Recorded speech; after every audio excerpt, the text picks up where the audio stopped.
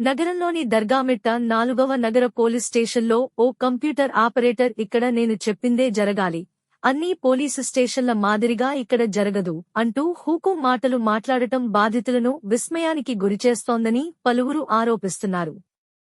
ఈ విషయమై station house officer దృష్టికి తీసుకుని వెళ్లినా ఆయన నేను చూసుకుంటాలే అని సున్నితంగా తోసిపుచ్చడం విచారకరమని, ఈ విషయమై ఏమి చేయాలో తెలియక సోమవారం గ్రీవెన్స్ కార్యక్రమంలో జిల్లా సూపరింటెండెంట్ ఆఫ్ పోలీస్ అజిత వెజన్ల గారిని కలిసి ఫిర్యాదు ఇవ్వడం జరిగిందని బాధిత సభ్యులు తెలియజేశారు. గతంలో సైతం ఈ కంప్యూటర్ ఆపరేటర్ హరీష్ పై పలు అవినీతి ఆరోపణలు స్థానికంగా వినిపిస్తున్న సమాచారం ప్రకారం హోంగార్డుల నైట్ డ్యూటీ వేసినప్పుడు వారి వద్ద నుంచి ఒక్కొక్కరి దగ్గర 500 తీసుకుంటున్నాడని, అది కూడా స్టేషన్ పేరుతో జరుగుతున్నట్లు సమాచారం.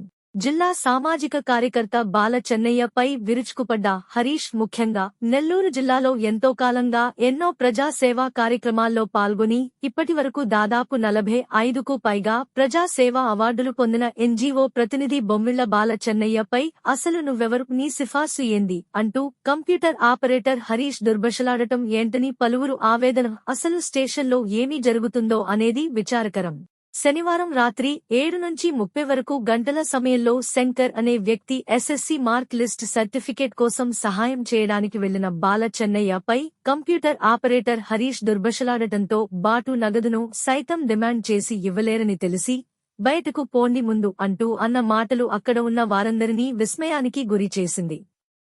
ఏమిటి ఇతను ఇంతలా ప్రవర్తించడం, ఇతని వెనుక ఎవరున్నారు, అంతలా డిమాండ్ చేయడానికి కారణాలు ఏమై ఉంటాయి అనేది అందరి దృష్టిని మళ్లిస్తోంది.